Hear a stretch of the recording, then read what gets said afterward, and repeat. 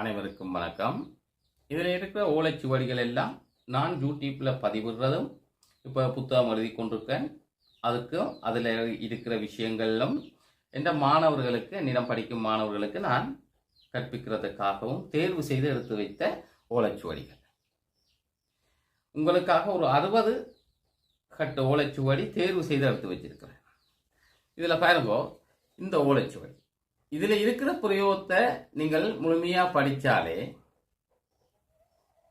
சிறப்பான மாந்திரிகர் ஆவீர்கள். மகாபாரத காலத்தில் பயன்படுத்தப்பட்ட நாகாஸ்திரம், பிரம்மாஸ்திரம், பாசுபதாஸ்திரத்தை பற்றியான உண்மையான மந்திரங்களோட பிரயோகிக்கும் முறைகளோடு இருக்கிற ஓலைச்சுவடிகள். இதுவும் ஒரு கடுமையான ஒரு பிரயோக மந்திரம். இப்படி இதில் இருக்கிறது எல்லாமே உண்மையான மந்திரிக முறைகள். நீங்கள் சிறப்பாக என்னிடம் கற்றுக்கொண்டால் எல்லாமே வஞ்சகம் இல்லாமல் மறைக்காமல் தருவேன். இதுவரை யாருமே இப்படி யாருக்கும் கொடுத்ததில்லை. எனக்கு மறைக்க வேணும் என்று இல்லை. எந்த முப்பாட்டனார் வழியாக வந்த ஓலைச்சுவடிகள் 1934ஆம் ஆண்டு எழுதப்பட்ட ஓலைச்சுவடிகளும் அதற்கு முற்பட்ட ஓலைச்சுவடிகளும் தான் இதில் இருக்கு. என்னிடம் கற்றுக்கொள்பவர்களுக்கு சிறப்பாக நான் எல்லாமே சொல்லித் தருவேன். எல்லாம் கற்றுக்கொள்ளலாம். இந்த தனவசிய மையை நீங்கள் பயன்படுத்துவதால் உங்கள் வீட்டிற்கு தனதானியம் வரும், கடன் தொல்லை நீங்கும், பணவரவு மிகவும் அருமையாக இருக்கும். இது ஒரு நல்ல முறை. இதனோடு ஒரு மூலிகை வேரும் இருக்கிறது. அதனையும் சேர்த்து நீங்கள் வைத்திருந்தால் 100% பலனை நீங்கள் எதிர்பார்க்கலாம். இது எதிரேற்று மை. இந்த எதிரேற்று மையை நீங்கள் பயன்படுத்துவதால் எதிரிகளால் செய்யப்படும் எந்தவித பேய், பிசாசு, பில்லி, வஞ்சனை, சூனியம் எதுவாக இருந்தாலும் உங்களிடம் அணுகாது. நிச்சயமாக நான் சொல்கிறேன், 100% உங்களை அணுகாது. சிறப்பான மை முறை. வாங்கி பயன்படுத்துங்கள். நீங்கள் இதை பரிசோதனை செய்து பார்க்கலாம். யாருக்கும் பேய் பிடித்திருந்தால் அல்லது வேறு தேவதை பிடித்திருந்தால் இந்த மையை கொண்டு சென்று அவர் நெற்றியில் வைத்தால் அவரை விட்டு அந்த பேய் பிசாசு விலகிவிடும், அந்த தேவதை விலகி ஓடிவிடும். சிறந்த முறையிலான இந்த எதிரேற்றுமை செய்யப்பட்டிருக்கிறது. இது சித்திமை, ஸ்ரீ பாலாதேவியின் மந்திரம் உச்சரிக்கப்பட்ட சித்திமை. மாந்திரீகம் செய்பவர்கள் மாந்திரிக சித்திக்காக இதை நீங்கள் பயன்படுத்தி கொள்ளலாம். சிறந்த முறையில் செய்யப்பட்டிருக்கிறது. இது வியாபார வசியமை. வியாபாரங்கள் செய்பவர்கள், கடை வைத்திருப்பவர்கள், வேறு பலவிதமான வியாபாரங்களுக்கு நாடி செல்பவர்கள் இதனை பயன்படுத்தலாம். ஜன ஆகுஷ்ணம் மந்திரங்களை இதற்கு பயன்படுத்தியுள்ளோம். சிறந்த முறையிலான வியாபார அவசியமை. இதனோடு ஒரு யந்திரமும் இருக்கிறது. அதையும் சேர்த்து நீங்கள் பயன்படுத்தினால் இன்னும் நல்ல பலனை பெறலாம். முகவசியமை. பலவிதமான வாசனை திரவங்களையும் மூலிகைகளையும் கொண்டு தயாரிக்கப்பட்ட முகவசியமை. உங்களை பார்த்தவுடன் ஒரு வசீகரத்தை ஏற்படுத்தக்கூடிய மையாக இது இருக்கும். சிறந்த முறையில் முகவசிய மந்திரங்களை கொண்டு உச்சரிக்கப்பட்டு செய்யப்பட்டிருக்கிறது. முறையாக புராண பிரதிஷ்டை செய்யப்பட்டு, சங்கல்பம் செய்யப்பட்டு, சத்தியநாம புராண பிரதிஷ்டையில் கொடுக்கப்பட்டு செய்யப்பட்டிருக்கிறது. இதுவும் சிறந்த முறையில் பயன் தரும். தேவையானவர்கள் இவ்வாறான மைகளை நீங்கள் தொடர்பு கொண்டு பெற்றுக்கொள்ளலாம். இதனோடு சூனிய தெரிப்பு எண்ணெய் இருக்கிறது. தேவையானவர்கள் பயன்படுத்தலாம். பில்லி சூனியத்தில் பாதிக்கப்பட்டவர்களுக்கு பயன்படுத்தினால் உடனடியாக 8 நாட்களில் தீர்வு கிடைக்கும். இன்னும் ஒரு மை இருக்கிறது. பிரேதாத்மாக்கள் ஒருவருக்கு பிடித்திருந்தால் உடனடியாக அது அவரை விட்டு நீங்குவதற்கான மை ஒன்று இருக்கிறது. இதனையும் மாந்திரிக பூசைகள் செய்பவர்கள் பயன்படுத்தி கொள்ளலாம், பூசாரிகள் பயன்படுத்தி கொள்ளலாம்.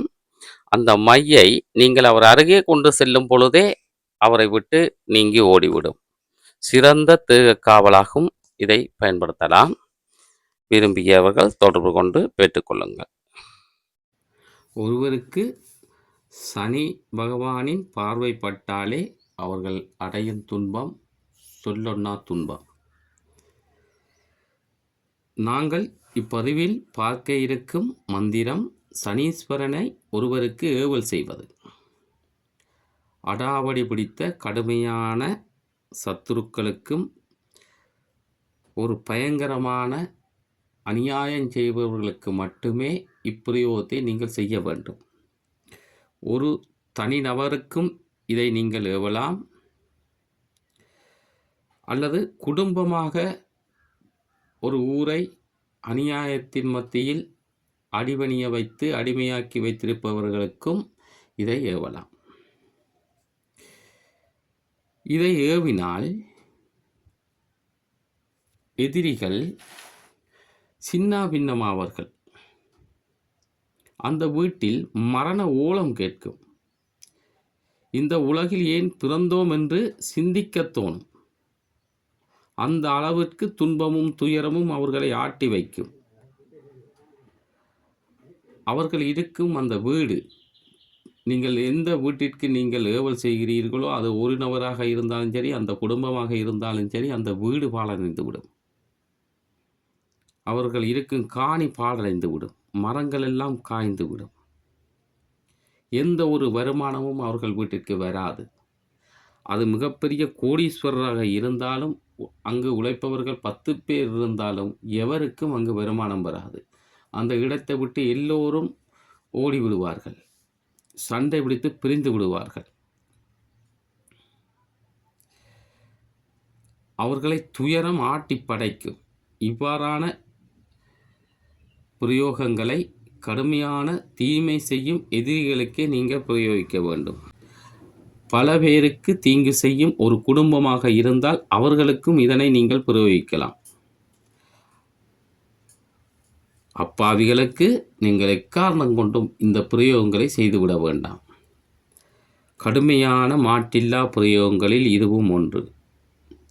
மிகப்பெரிய பாவமும் சாபமும் உங்களை வந்து சேரும் என்பதை நான் எச்சரிக்கையாக முன்கூட்டியே கூறிக்கொள்ளுகிறேன். இப்பொழுது நாங்கள் மந்திரத்தை பார்ப்போம். ஓம் சங்கார சனியா, தாண்டவம் ஆடி அகத்தி விட்ட சனியா, கணபதி தன்னை காகமாக்கி உன் வாகனமாக்கினாய் சனியா, தக்கந்தலையை அறுத்த சனியா, என் சத்துராதிகளை பேசிடு பிசத்திடு, முன் ஏவு பின் ஏவு, சிரியும் ஏவு கிளியும் ஏவு, ஜமராஜா ஏவு, ஜம ராட்சி ஏவு, ஏவவே சிவாகா. இதில் நீங்கள் யோசிக்கலாம், அகத்தி விட்ட சனியா அகத்தியர் பிடித்து விட்ட சனியா, கணபதி உங்களுக்கு தெரியும், கணபதி காகமாக்கியது. அந்த காகமாக வைத்தது சனியனின் பார்வை. அதுபோல தக்கனின் தலை அருந்து போக வைத்தது சனியின் அந்த காலப்பகுதி, சனியின் அந்த பார்வை. இப்பொழுது நீங்கள் செய்யப்போவது அந்த சனீஸ்வரனையே உங்கள் எதிரிகளை நோக்கி திருப்புவது, அகோர பார்வையை திருப்புவது, அழிவை ஏற்படுத்த திருப்புவது. என் சத்துராதிகளை, நீங்கள் தனி ஒருவராக இருந்தால் என் சத்துராதி இன்னான் மகன் இன்னானை என்று செய்யலாம். ஒரு குடும்பமாக இருந்தால் குடும்பமாக செய்யலாம். அல்ல பல சத்துராதிகள் ஒரே இடத்தில் இருந்தால் அதை நீங்கள் அந்த இடத்து அதன் முறை நான் சொல்கிறேன். அவர்களின் ஒருவரின் பிரதான ஒருவரின் பெயரை போட்டு அவர்களின் கூட்டாளிகளும் என்று சொல்லி, அல்லது நண்பர்களும் அல்லது உறவினர்களும் என்று போட்டு செய்யலாம். இவ்வாறு பல தந்திர முறை இருக்கின்றது. அதுக்கேற்றவாறு நீங்கள் அதை மாற்றி செய்ய வேண்டும். இந்த மந்திரத்தை நீங்கள் தேய்பிறை சனிக்கிழமையில் அல்லது தேய்பிறை அட்டமியில் நீங்கள் ஆரம்பிக்க வேண்டும். முதலில் குரு பூசை, பிறகு விக்னேஸ்வர பூசை, சங்கல்பம் செய்து கொள்ளுங்கள். பிறகு நீங்கள் மந்திரத்தை சாப நிவர்த்தி செய்ததற்கு பிறகு நீங்கள் மந்திரத்தை சித்தி செய்ய தொடங்க வேண்டும். நாளொன்றுக்கு 1008 உரு நீங்கள் கொடுக்க வேண்டும். இரவு பொழுதாக இருக்க வேண்டும். 9 மணிக்கு பிறகு நீங்கள் இதனை செய்ய வேண்டும். திசை நீங்கள் தெற்கு திசையாக தெற்கு திசை பார்த்து இருந்து நீங்கள் செய்ய வேண்டும். நீங்கள் தீபத்திற்கு வேப்பெண்ணெய் அல்லது கடுகெண்ணெய் பயன்படுத்த வேண்டும். கருத்த காக்கணம்பூ பயன்படுத்த வேண்டும்.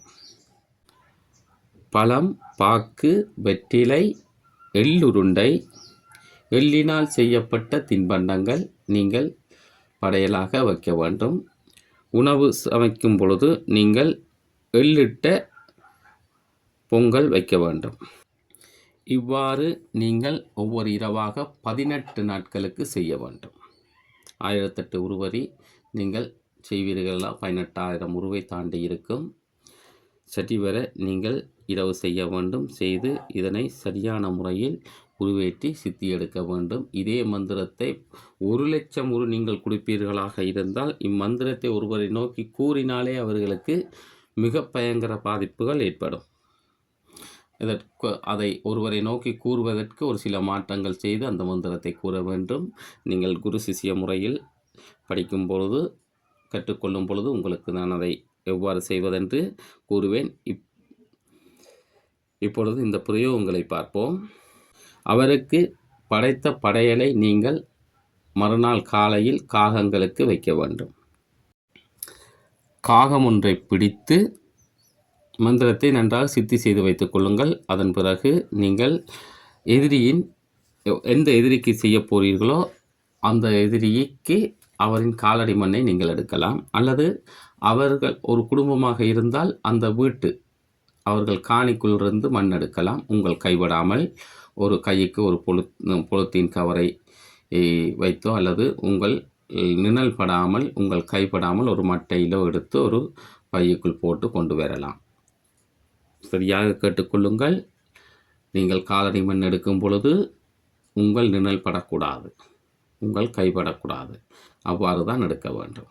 உங்கள் கைப்படாமல் ஒரு பொலித்தீன் கவர் போட்டுக்கொள்ள வேண்டும். கை க்ளவுஸ் நீங்கள் போட்டுக்கொள்ளலாம். உங்கள் நிழலும் படக்கூடாது. அதனால் நீங்கள் சூரியனுக்கு எதிர் திசையாக இருந்து உங்கள் நிழல் பின்னால் விழும் வரை பார்த்து கொண்டு எடுங்கள். ஒரு காணியில் இருக்கும் ஒரு வீட்டில் இருக்கும் முழுமையாக ஒருவருக்கு செய்ய வேண்டுமென்றால் அந்த காணியில் நீங்கள் எங்காவது நடுப்பகுதியிலோ அல்லது எங்காவது அந்த காணிக்குள் எடுத்தால் போதும். எடுத்து நீங்கள் உங்கள் நிழல்படாமல் கைவிடாமல் எடுத்துக்கொண்டு வாருங்கள். தனிநபருக்கு என்றால் அவர் புழங்கும் இடத்திலோ அல்லது அவரின் காலடி மண்ணை எடுத்தால் சிறப்பாக இருக்கும். அவரை மட்டும் பாதிக்கும். நீங்கள் அவ்வாறு எடுத்துக்கொண்டு வந்து நீங்கள் அதனோடு ஐங்காயம் கூட்டி அரைத்து கொள்ளுங்கள்.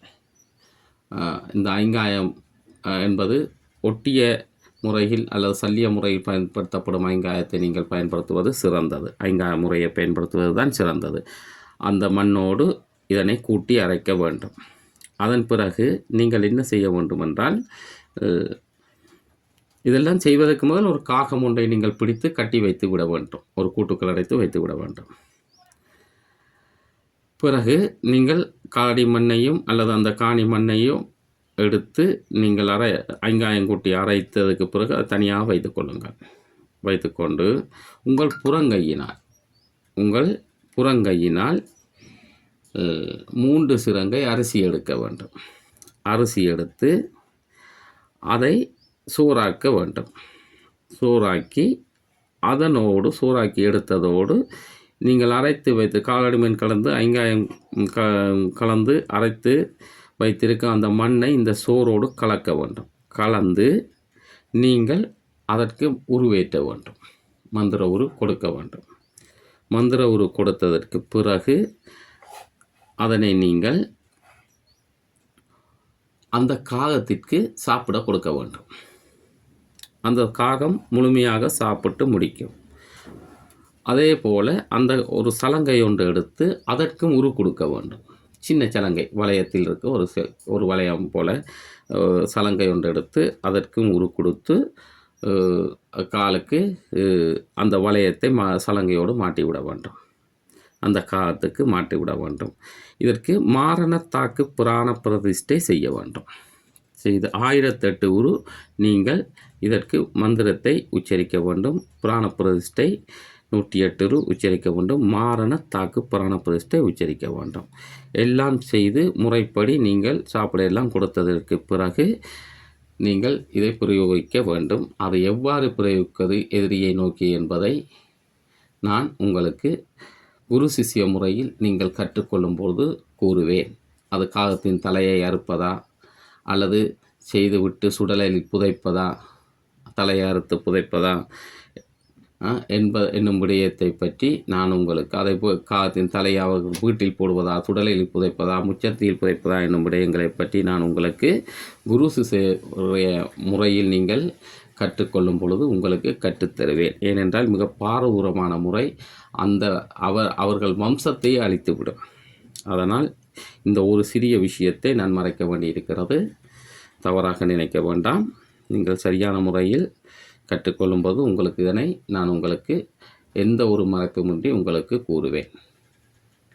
என்றால் மிகவும் அழிவை தரக்கூடிய பயங்கர முறை என்பதால் தான் நான் மறைக்கிறேன். மறைக்காமல் கூறிவிடுவேன். பலர் என்னிடம் விடுத்த கோரிக்கையை ஏற்று அவர்களின் கோரிக்கைக்கு மதிப்பளித்தே இதனை நான் மறைக்கின்றேன். எனது சிஷியர்கள் ஆண்கள் பெண்கள் வயது போனவர் என்று பலர் இருக்கிறார்கள். அவர்களுக்கு கேட்டால் அவர்களுக்கு மறைக்காமல் கூறுவேன். தேவைப்படுபவர்கள் நீங்கள் என்னிடம் கற்கை முறையில் சரியான முறையில் கற்றுக்கொண்டு இதனை பயன்படுத்துங்கள். இதற்கும் நீங்கள் சரியான முறையில் அனைத்து விதமான உடற்கட்டு திசைக்கட்டை பயன்படுத்தி கொள்ள வேண்டும். சிறந்த முறை, இதில் பல தந்திரம் இருக்கின்றன. இதே சனீஸ்வர மந்திரத்தை இதை அல்ல, சனீஸ்வரனை பயன்படுத்தி செய்யும் இன்னொரு மந்திரம் இருக்கிறது. சொல்லி ஒருவரை நோக்கி நீங்கள் துப்பினால், அவர்களுக்கு படத்தவில்லை, அவர்கள் முகத்தை நோக்கி சொல்லி கோபத்தோடு நீங்கள் துப்பினால், தரையில் துப்பினால் அவர்களின் வாழ்க்கையே அழிந்துவிடும். அவ்வாறான பிரயோகங்களும் இருக்கிறது. விரும்புகின்றவர்கள் முறையோடு வந்து கற்றுக்கொள்ளுங்கள். எந்த ஒளிவு மறைவுமின்றி உங்களுக்கு கற்றுத்தரப்படும். மற்றவர்கள் போல் அல்ல, நீங்கள் நம்பி கற்றுக்கொள்ளலாம். உங்களின் விதி இருந்தால் கற்றுக்கொள்வீர்கள். பலவிதமான பிரயோகங்கள் சித்து முறைகள் என்பன உங்களுக்கு கற்றுத்தரப்படும். இவ்வாறெல்லாம் மந்திரம் இருக்கின்றது என்பதை அறியவே உங்களுக்கு இவ்வாறான பதிவுகளை இடுகிறேன். இன்னும் பல பிரயோகங்கள் இருக்கின்றன. நான் இடும் பதிவுகள் உங்களுக்கு பிடித்திருந்தால் லைக் செய்யுங்கள், சப்ஸ்கிரைப் செய்யுங்கள், ஏனையோருக்கும் பகிருங்கள். பல அநியாயக்காரர்கள் உலாவும் இந்த உலகில் பல துன்பம் மிக்கவர்களுக்கும் நீங்கள் இதை அனுப்பி அவர்களும் கற்றுக்கொள்ளும் வண்ணம் செய்யுங்கள். உங்களிடம் மருந்து இருக்கிறது, அதை சரியான முறையில் பயன்படுத்தினால் உங்கள் துன்பம் நீங்கும். மீண்டும் ஒரு வீடியோவில் சந்திப்போம். நன்றி.